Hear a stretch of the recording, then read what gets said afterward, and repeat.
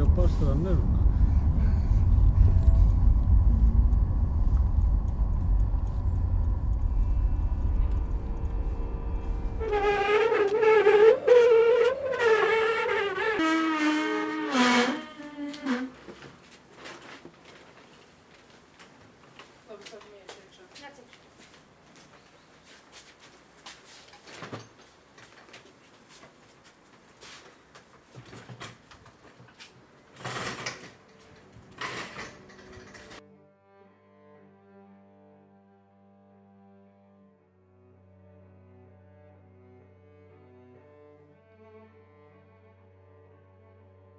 Tāds, viņš ir atvests no mājām.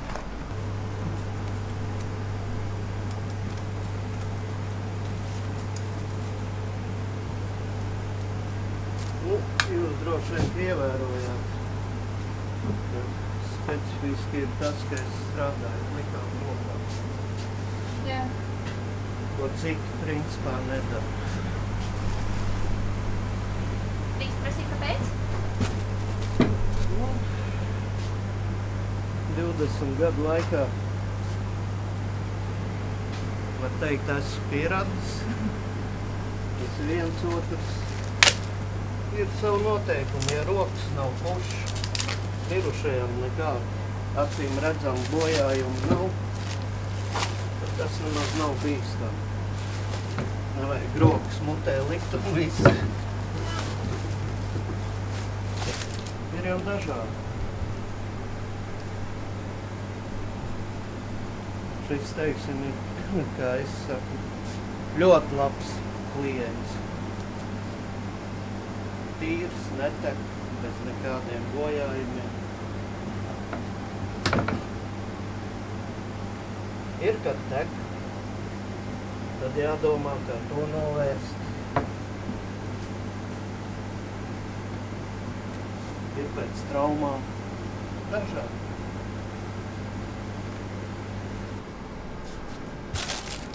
Auto avārijas, kad cilvēks bija izkritis no mašīnas un mašīna uz galvas. Tas bija grūts.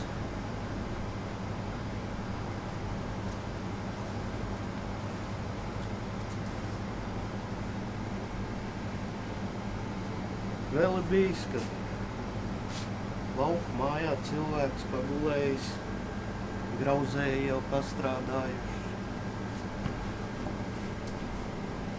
Tad ir jādomā, ko iesākt. Pats grūtākais ir, ka ir bērni. Tas ir grūti.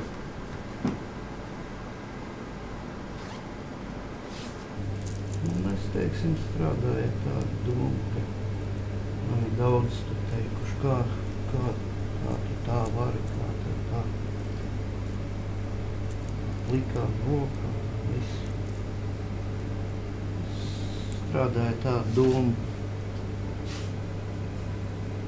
It kā man nekas viņš nav, bet tā pašā laikā kāda mamma, māsa.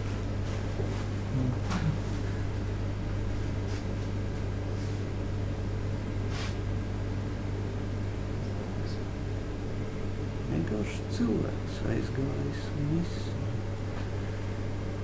Tā tas ir un šeit tev neviens nepaliks, tas ir zināms.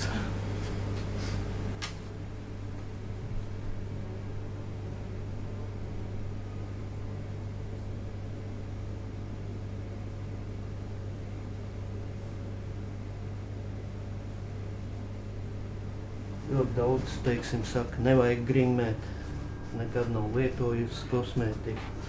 Nu, tā pašā laikā tantei, teiksim, zili pleķi kaut kur, viņi ir, teiksim, nomirusi, pagulējusi uz vienu sānu vai vēl kaut kur, nu, kā bez grima. Nevar bez grima. Es grimu izmantoju tā, lai, principā, ja neko speciāli neprasa, tad vienkārši, lai uzfrišinātu un visu.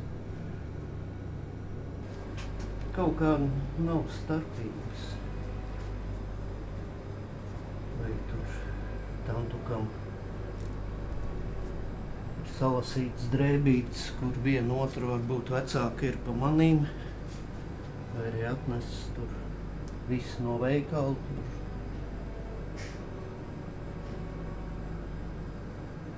No kaut kāda spicā modes. Man tas īpaši kā darba nemaina attieksmi.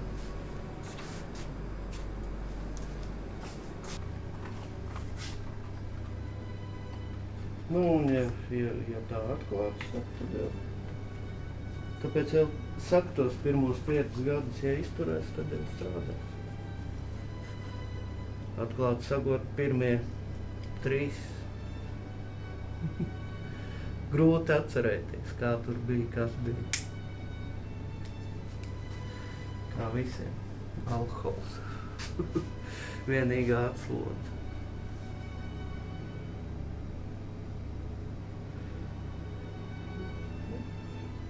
Ar laiku pierod un iztiek.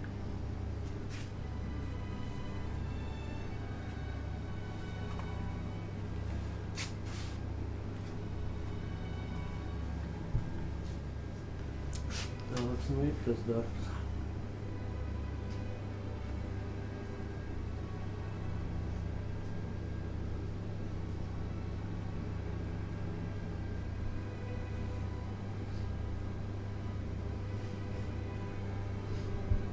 Jā, kā saka, klienti vienmēr apmierina, klusē.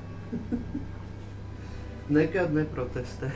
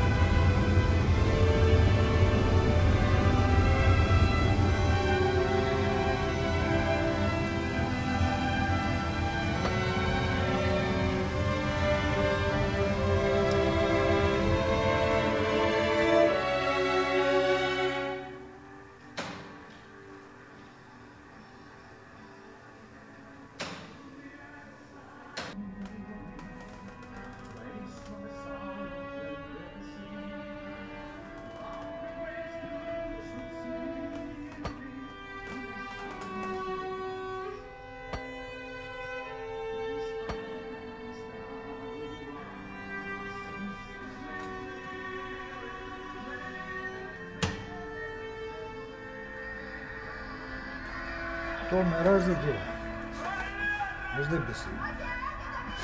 Es tā domāju. Tiešām. Nu, labi, es kremēju, bet es pats gribētu tomēr zem zemes būt. Kopā ar saviem radiem. Nu, zini, tā ir kā ir. Tāds ir mūsu darbiņš.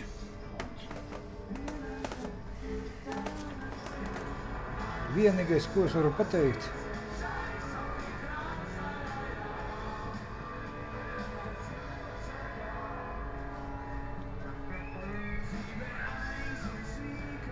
es pats, cik šeit bija,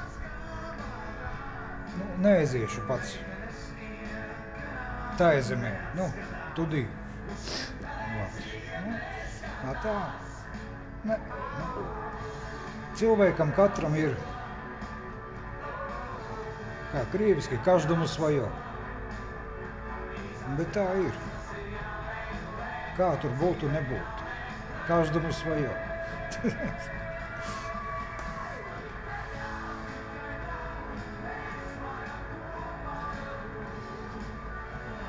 Если тебе не дано утонуть, ты не утонешь. Tu nenoslīgsi. Kā tur būtu vai nebūtu. Jebkurā gadījumā.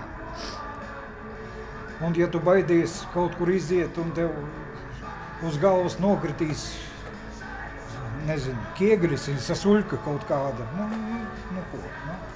Bet tas ir, ko. Tā ir dzīve. Судьба.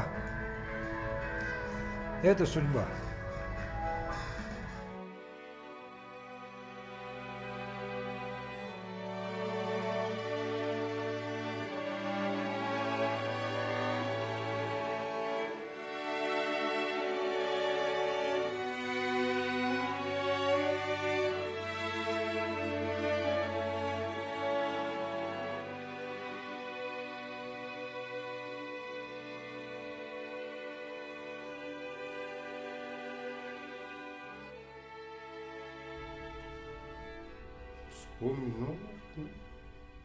Var pa skaistu. Vismaz, lai tevi sagatavo pa skaistu. Vairāk uztrauc, vai tu visu laiku visu redzi, vai tu pēc tam, kad tavs gars tā kā jau atstāji šo pasauli laicīgo un jau, teiksim. Tas bija interesanti, kā visu laiku tu vari vērot sevi diez vai. To jau tagad mēs varam tikai spriest un apspriest patiesu, nepatiesu. To, kad, teiksim, aiziesim no šīs pasaules, tad jau redzēsim. Ja? Paliek novēl kāds metālītis, kuru mēs sadodam zemē, jo šis mūsu fiziskais ķermenis ir mūsu nesis. Godīgi, uzticami, mēs esam viņu varbūt bojājuši un mocījuši. Bet tad, kad tas metālītis vairs nesilda, tad vienkārši dvēseli atraisās. Bet tam cilvēkam, kas aiziet, tas brīdis, es domāju, viņš ir, es uzdrošinos sacīt, viņš ir fascinējoši skaists. Jo tu atraisies no daudziem ierobežojumiem, kļūst brīvs, tu ieej kādā citā dimensijā. Katrs cilvēks atstāja baigās pēdas. Tā, teiksim, tas nav jautājums par to. Mēs te izvedam vienu ķermeni, ja mēs izvedam cilvēku, mēs viņu izvedam ar cieņu, ar mīlestību.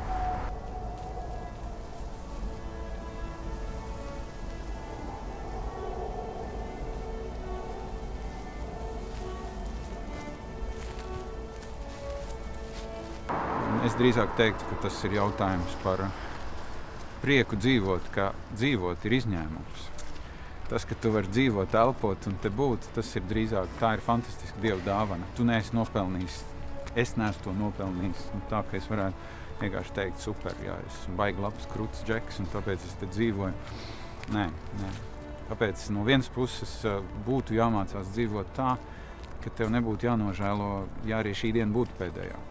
Jā. būtinē. Bet pārsteidzošā kārtā man šķiet Bībele maz runā tieši par to, kas notiks pēc tam. Un tā arī ir, man liekas, tāda gudra lieta, tāpēc, ka kaut kādā ziņā Dievs to ir tā kā bišķi paglabājis, lai mēs tik daudz nefanojam par to, kas būs vēlāk, bet lai mēs vienkārši dzīvojam, dzīvo katru dienu. Un, jā, tā ir mana atbilde. Dzīvot ir dāvana, dzīvot ir liela dāvana.